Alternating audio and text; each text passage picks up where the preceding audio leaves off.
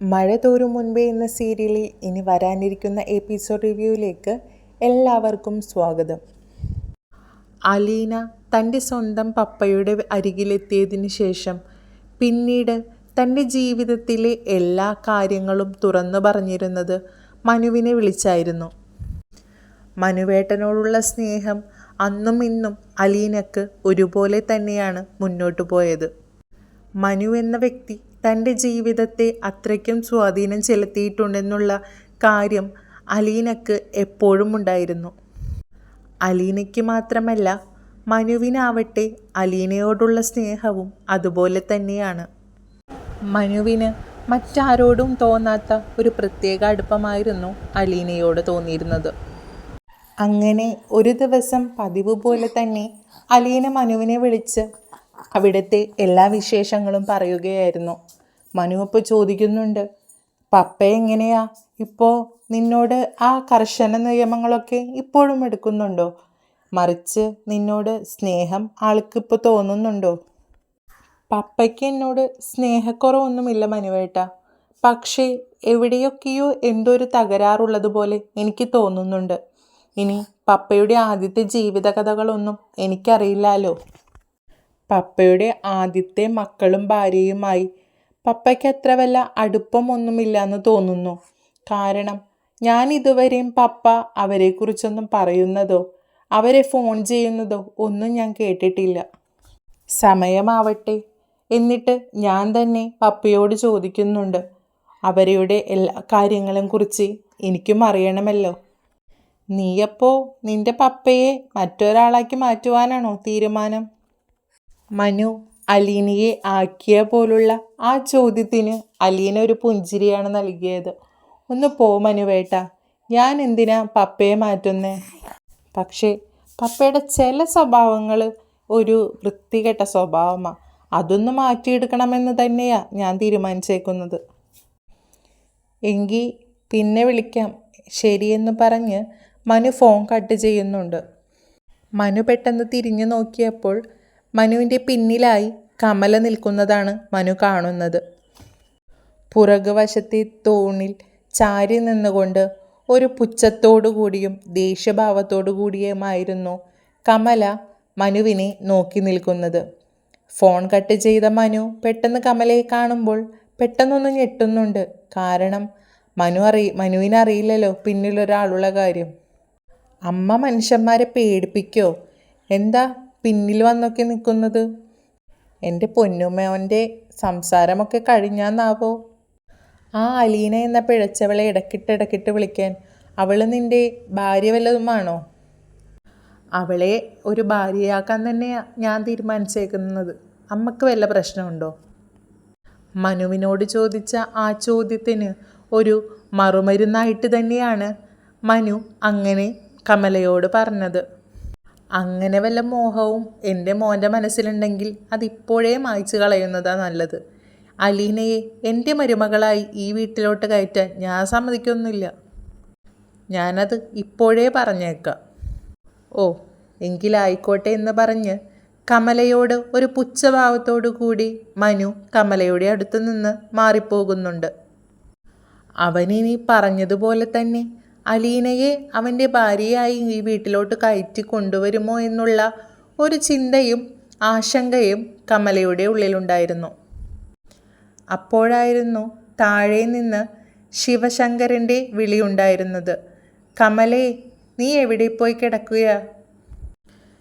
നീ ഇതെവിടെ പോയി കിടക്കുക എന്ന് പറഞ്ഞുകൊണ്ട് ശിവൻ കമലയുടെ നേർക്ക് ചാടുന്നുണ്ട്.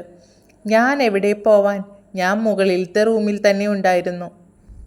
മുകളിൽ ഞാൻ മനുവിനുമായി സംസാരിച്ച് നിൽക്കുകയായിരുന്നു. അപ്പോഴാ ശിവേട്ടൻ എന്നെ വിളിച്ചത്. മനുവിനായിട്ടെന്താ സംസാരം? അവൻ ആ നശൂലം പിടിച്ച സാധനത്തിനെ എൻ്റെ മരുമകളായി ഈ വീട്ടിലോട്ട് കൊണ്ടുവരുമെന്ന്. അവൻ്റെ ആ വെള്ളം വാങ്ങി വെച്ചാൽ മതി. ഞാനൊന്നും സമ്മതിക്കില്ല കേട്ടോ എൻ്റെ മരുമകളായി അലീനയെ ഈ വീട്ടിലോട്ട് കയറ്റാൻ. അത് നിന്നെ അവൻ ചൂട് പിടിപ്പിക്കാൻ വല്ലതും പറഞ്ഞതായിരിക്കും. നീ അതിപ്പോൾ തലയിലേറ്റ് നടക്കുന്നത് എന്തിനാ? എന്തായാലും ഞാൻ സമ്മതിക്കില്ല, അത്രേ ഞാൻ പറഞ്ഞുള്ളൂ. ശിവേട്ടൻ എന്തിനാ എന്നെ ഇപ്പോൾ വിളിച്ചത്? ആ, ഞാൻ വിളിച്ചത് രാത്രി കുറച്ച് ലേറ്റായിട്ടേ ഞാൻ വരുള്ളൂ എന്ന് പറയാനാണ് വിളിച്ചത്. പിന്നെ ശിവേട്ടനെ അമ്മയൊന്ന് കാണണമെന്ന് പറയുന്നുണ്ടായിരുന്നു. എന്തു പറ്റി? എന്താ പ്രശ്നം? അതൊന്നും എനിക്കറിയില്ല. നിങ്ങളുടെ അമ്മ നിങ്ങളെ കാണണമെന്നല്ലേ പറഞ്ഞത്. അപ്പോൾ നിങ്ങൾ തന്നെ പോയി ചോദിക്കി. ശിവൻ അങ്ങനെ തൻ്റെ അമ്മയുടെ മുറിയിലേക്ക് കയറി ചെല്ലുന്നുണ്ട്. അമ്മ സാധാരണ പോലെ തന്നെ ഒരു കയ്യിലൊരു വാരിക വായിച്ചിങ്ങാട്ട് ഇരിക്കുകയായിരുന്നു. ആ, മോൻ വന്നോ? എത്ര ദിവസമായടാ നീയൊന്ന് മര്യാദക്ക് എൻ്റെ അടുത്ത് വന്ന് സംസാരിച്ചിട്ട്? എനിക്ക് സമയം കിട്ടണ്ടേ അമ്മേ. എത്ര ദിവസമായി ഞാൻ ഈ ഓട്ടപ്പാച്ചിൽ തുടങ്ങിയിട്ട്. ബിസിനസ്സിൻ്റെ കുറച്ച് പ്രശ്നങ്ങൾ, അതാ. നിൻ്റെ ബിസിനസ്സും ജോലിയും കാര്യങ്ങൾക്കിടയിൽ ഈ അമ്മനെ നീ മറന്നുവല്ലേ? അമ്മ എന്തിനാ ഇങ്ങനെയൊക്കെ പറയുന്നത്? അമ്മയെ ഞാൻ മറക്കാനോ? അമ്മ എന്നെക്കുറിച്ചൊന്ന് മനസ്സിലാക്ക്. ഞാൻ അത്രയ്ക്കും ഒരു തലയ്ക്ക് ഭ്രാന്ത് പിടിച്ച പോലെയുള്ള അവസ്ഥയിലല്ലേ ഞാൻ നടക്കുന്നത്. അതുകൊണ്ട് അമ്മയുടെ അടുത്ത് വന്ന് സംസാരിക്കണമെന്നും കുറേ നേരം ഇരിക്കണമെന്നൊക്കെ ആഗ്രഹമില്ലഞ്ഞിട്ടൊന്നല്ല അമ്മേ. ജോലിയുടെ ഒരേ പ്രശ്നങ്ങളും കാര്യങ്ങളും. പിന്നെ ഹരി ഇപ്പോഴും ജയിലിലല്ലേ. അവനെ ഇറക്കാനായിട്ട് എന്തെങ്കിലുമൊക്കെ ചെയ്യണ്ടേ? അതിൻ്റെ കുറേ ഓട്ടപ്പാച്ചിലുകളൊക്കെയാ. ഹരിയുടെ കാര്യം എന്തായിടാ? അവനെ ഇറക്കാനായിട്ട് ഇനി എന്തെന്നാ നമുക്ക് ചെയ്യാൻ കഴിയുക?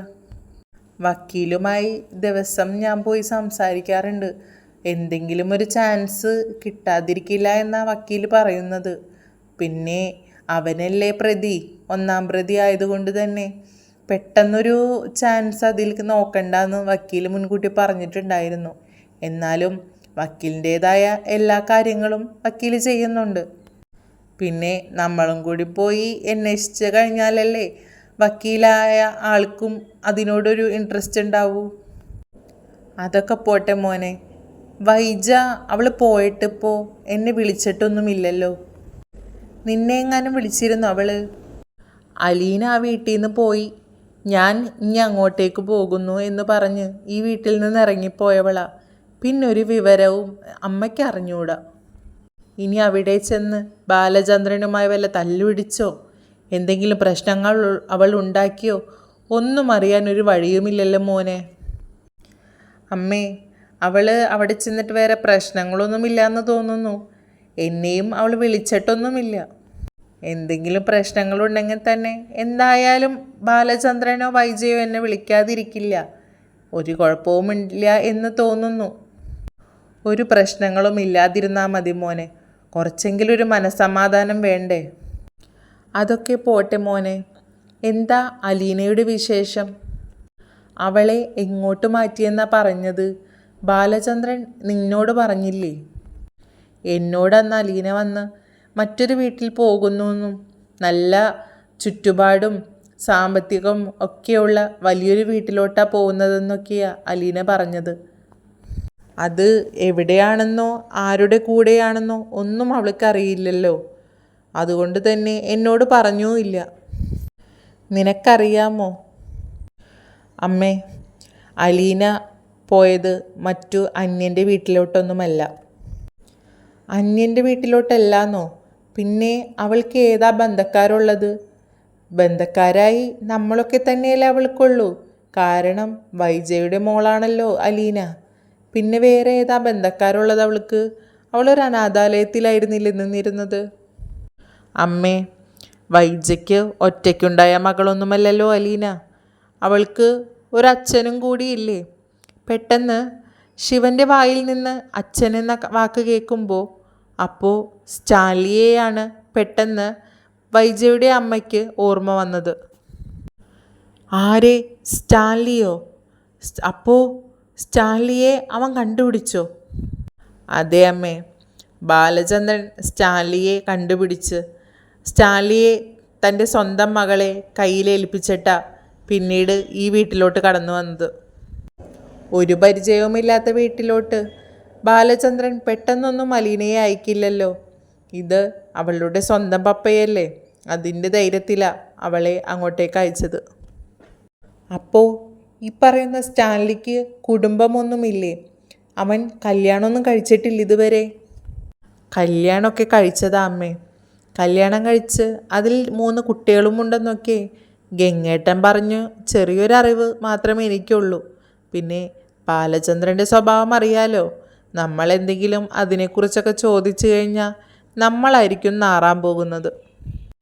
ബാലചന്ദ്രൻ്റെ ഇടയ്ക്കുള്ള സംസാരം അമ്മയ്ക്കും അറിയാവുന്നതല്ലേ. മുന്നും കീഴും നോക്കാതെയുള്ള മോത്തടിച്ചുള്ള നല്ല സംസാരമായിരിക്കും അവൻ്റേത്. എന്താണ് വായിൽ നിന്ന് വരാൻ പോകുന്നതെന്ന് പോലും നമുക്ക് മനസ്സിലാകില്ല. പിന്നെ അലീനയെ തൻ്റെ സ്വന്തം പപ്പയുടെ അടുത്തേക്ക് തന്നെ എത്തിക്കാൻ പോകുന്നതെന്നൊക്കെ ബാലചന്ദ്രൻ മുന്നേ എന്നോട് പറഞ്ഞിരുന്നു. എല്ലാ മോനെ, വൈജ അവളെങ്ങാനും അറിഞ്ഞോ സ്റ്റാലിയുടെ വീട്ടിലോട്ടാ അലീനയെ കൊണ്ടുപോയതെന്ന്? ഉവ, അവൾക്ക് അവളുടെ പഴയ കാലങ്ങളെക്കുറിച്ച് വല്ല ചിന്തയും ബോധവും ഉണ്ടായിട്ടാണോ അവൾ ഈ ഓരോരുത്തരോട് സംസാരിക്കുന്നത്? ബാലചന്ദ്രനോട് പോലും എന്തൊക്കെ മോശം സംസാരങ്ങളാണ് അവൾ പറഞ്ഞത്. അവൾക്ക് എന്തെങ്കിലും ചിന്തയുണ്ടോ അവളുടെ ജീവിതത്തിൽ പണ്ടുണ്ടായ കാര്യങ്ങളെക്കുറിച്ച്? അങ്ങനെയുള്ള ഒരുത്തിയാണെങ്കിൽ ബാലചന്ദ്രൻ്റെ മുഖത്ത് നോക്കി ചോദിക്കാൻ പറ്റാവുന്ന കാര്യങ്ങളാണോ ചോദിച്ചത്? ആ അലീനയോട് പോലും എന്തൊക്കെ കാര്യങ്ങൾ പറഞ്ഞാ ആ കൊച്ചിനെ വിഷമിപ്പിച്ചത്? അവളുടെ സ്വന്തം മോളല്ലേ അലീന. പിന്നെ നമ്മളാരും അതൊന്നും അവളോട് പറഞ്ഞിട്ടില്ല. എങ്കിൽ പോലും അവൾക്കൊരു ചെറിയൊരു മനസ്സലിവ് വേണ്ടേ? അവളുടെ സ്വഭാവം ഇതൊക്കെ തന്നെയല്ലേ മോനെ. പണ്ടും ഇങ്ങനെയൊക്കെ തന്നെയല്ലേ. ഒരു പിടിവാശി അവൾക്ക് എപ്പോഴും ഉള്ളതല്ലേ. അവൾ പറയുന്ന കാര്യങ്ങൾ അവൾക്കത് അതേപടി തന്നെ ചെയ്തു തീർക്കണ്ടേ? അങ്ങനെയൊക്കെയുള്ള ഒരുത്തിയല്ലേ അവൾ. അവൾക്ക് എങ്ങനെയാ സ്വന്തം ചോരയാ മനസ്സിലാവുന്നത്? അല്ല മോനെ, അപ്പോൾ സ്റ്റാലിയുടെ വീട്ടുകാരൊപ്പമാണോ അലീനിപ്പോൾ നിൽക്കുന്നത്? ഏയ്, അങ്ങനെയായിരിക്കാൻ വഴിയില്ല അമ്മേ. അങ്ങനെ പെട്ടെന്നൊന്നും അലീനയെ അംഗീകരിക്കുമെന്ന് എനിക്ക് തോന്നുന്നില്ല. കാരണം എന്തൊക്കെ പറഞ്ഞാലും ആദ്യ കാമുകിയിലുണ്ടായ ഒരു മകളെ പെട്ടെന്ന് എങ്ങനെയാ ആ ഭാര്യ സ്വീകരിക്കുന്നതും കുടുംബക്കാരെല്ലാവരും അലീനയെ അക്സെപ്റ്റ് ചെയ്യുന്നതുമൊക്കെ? അതുകൊണ്ട് അങ്ങനെയായിരിക്കാൻ വഴിയില്ല. എനിക്ക് തോന്നുന്നത് സ്റ്റാൻലി ഒറ്റക്ക് ജീവിക്കുന്ന ഒരാളാണെന്നാണ് തോന്നുന്നത്. അയാളുടെ വീട്ടിലോട്ടാണ് അലീനിപ്പോൾ കൊണ്ടുപോയേക്കുന്നത്. ആളൊരു പട്ടാളക്കാരനായിരുന്ന കാര്യം അമ്മക്കറിയായിരുന്നില്ലേ? ഉവ്വ മോനെ, അതെനിക്കറിയായിരുന്നു. ഇപ്പോൾ അതൊക്കെ റിട്ടയർഡായില്ലേ അവൻ? ഇപ്പോൾ റിട്ടയർഡായി വീട്ടിൽ തന്നെയാ. ഒരുപാട് സ്വത്തുക്കളും മുതലുകളും പറമ്പുകളും ഒക്കെ ഉള്ള ഒരു മനുഷ്യനാണ് ഇപ്പോൾ സ്റ്റാൻലി. അലീനയ്ക്കും ആ സ്വത്തുക്കളിലൊക്കെ അവകാശമുണ്ടല്ലോ. അതുകൊണ്ട് തന്നെ അവൾക്കും ഒന്നും കിട്ടാതൊന്നും ഇരിക്കില്ല. എന്തെങ്കിലും ആകട്ടെ മോനെ, കുഞ്ഞു കൊച്ചിന് എന്തെങ്കിലും ഒരു യോഗമുണ്ടായാൽ മതി. അതിൻ്റെ അമ്മയോ ഇങ്ങനെ, അച്ഛനെങ്കിലും ആ കൊച്ചിനൊന്ന് മനസ്സിലാക്കി ഒന്ന് സ്നേഹിച്ചാൽ മതി. അമ്മയുടെ റൂമിൽ ശിവനും അമ്മയും തമ്മിൽ സംസാരിക്കുന്നത് പെട്ടെന്നായിരുന്നു കമല കേൾക്കുന്നത്. അലീന നിൽക്കുന്നത് വലിയൊരു കോടീശ്വരൻ്റെ വീട്ടിലാണെന്നും ഒരുപാട് സ്വത്തുക്കളും കാര്യങ്ങളും ഒക്കെ ഉണ്ടെന്നൊക്കെ കേൾക്കുന്ന കമലയ്ക്ക് പെട്ടെന്ന് ഷോക്കാവുകയാണ്. അങ്ങനെ തന്നെ ആരോടും മിണ്ടാതെ കമല വേഗം കമലയുടെ റൂമിലോട്ട് കയറി ചെല്ലുന്നുണ്ട്. ഒരനാഥാലയത്തിൽ നേരത്തെ ഭക്ഷണത്തിന് പോലും ഗതിയില്ലാതിരുന്ന അവൾ ഇപ്പോൾ ഒരു കോടീശ്വരൻ്റെ വീട്ടിലാണെന്നൊക്കെ പറയുമ്പോൾ എനിക്കത് ചിന്തിക്കാനേ വയ്യ. അതും ഒരു ഗസ്റ്റായിട്ടല്ലേ പോയേക്കുന്നത്, വീട്ടുജോലിക്കാരിയായിട്ടൊന്നുമല്ലല്ലോ. അപ്പോൾ പിന്നെ അതുമാത്രമല്ല, ശിവേട്ടൻ പറയുന്നുണ്ടായിരുന്നല്ലോ അവൾക്കും എന്തൊക്കെയോ എഴുതി കൊടുക്കും, സ്വത്തുക്കൾ എഴുതി കൊടുക്കുമെന്നൊക്കെ. അപ്പോൾ അവളുടെ ആരൊക്കെയാണല്ലോ അയാൾ. എന്താ ഇതിനൊക്കെ അറിയാനൊരു വഴിയെന്ന് ആലോചിക്കുകയായിരുന്നു കമല. കൊണ്ടുപോയേക്കുന്ന ആൾ ഇനി ആരായിരിക്കും അലീനയുടേത്?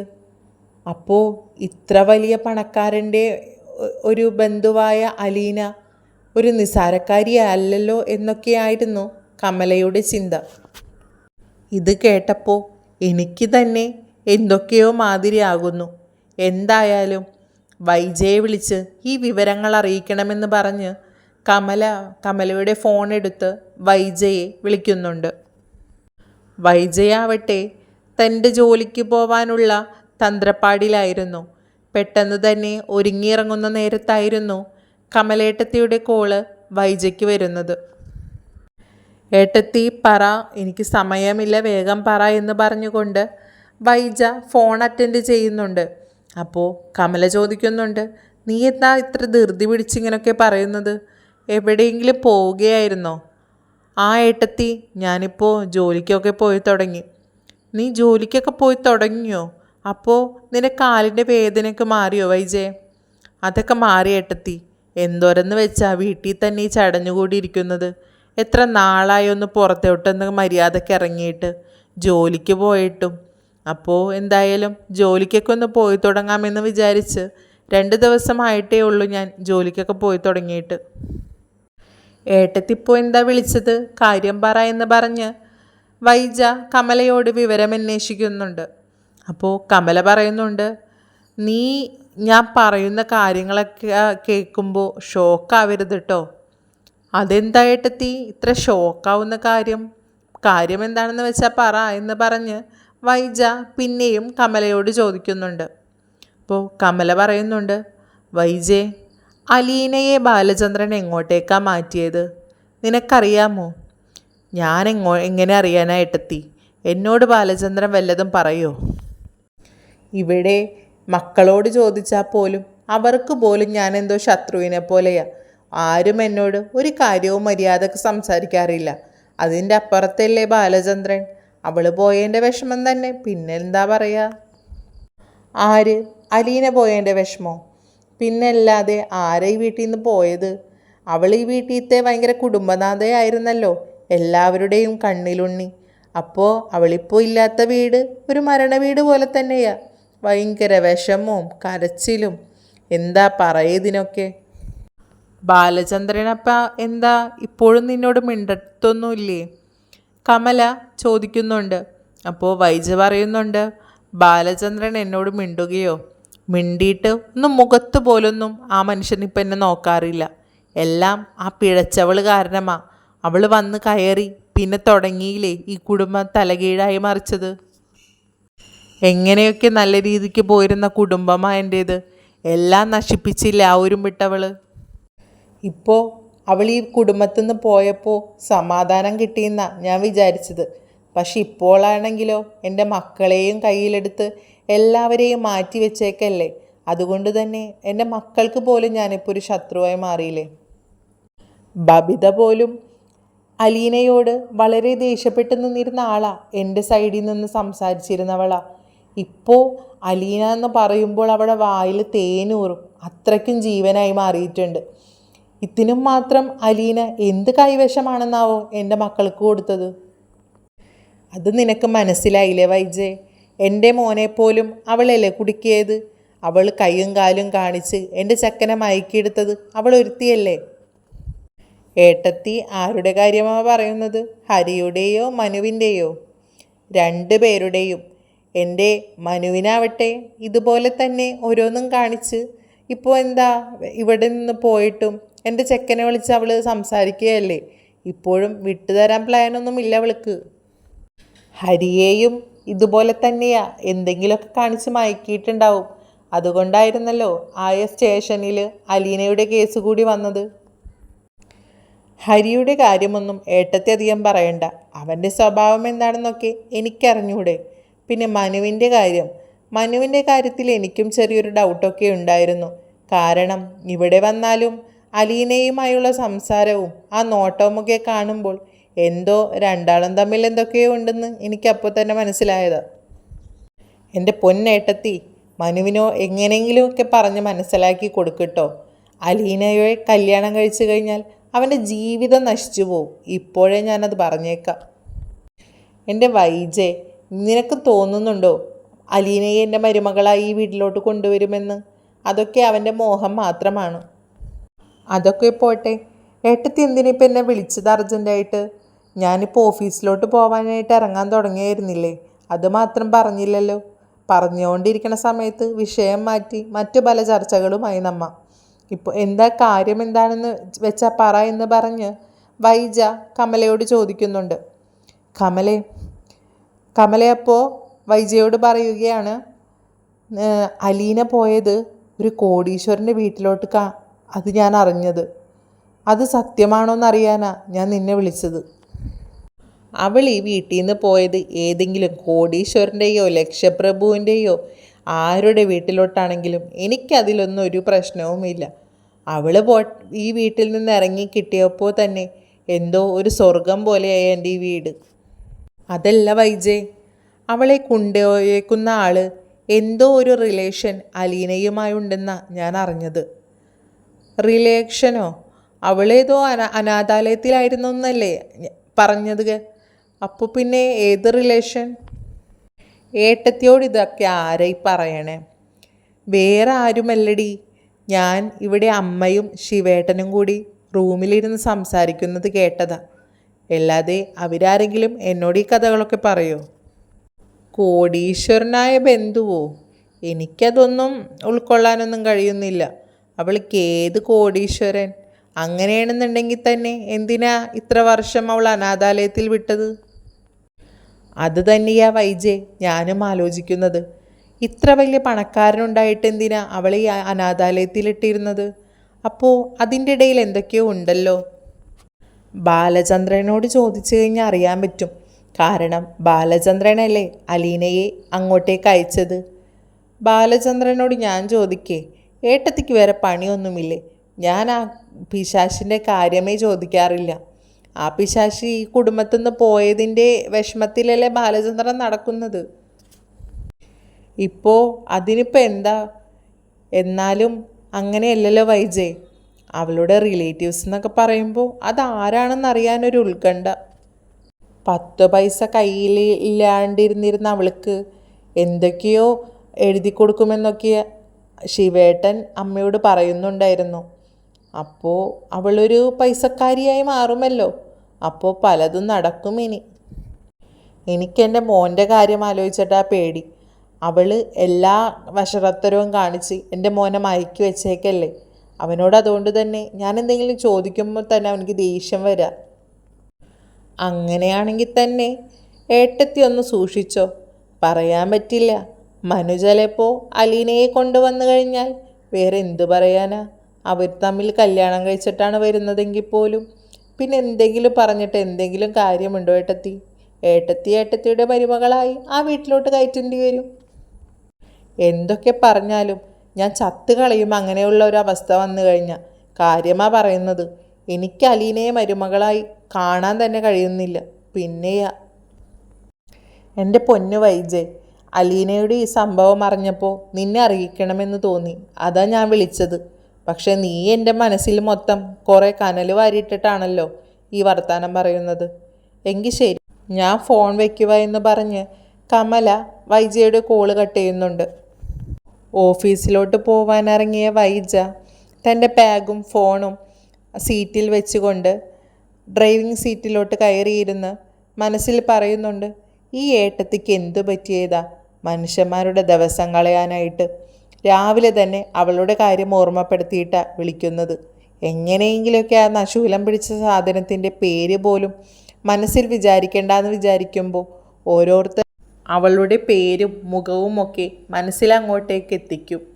എങ്ങനെയെങ്കിലും ആ ഒരു ദിവസം കടന്നു പോകാൻ പാടുന്ന പാട് എനിക്കല്ലേ അറിയൂ.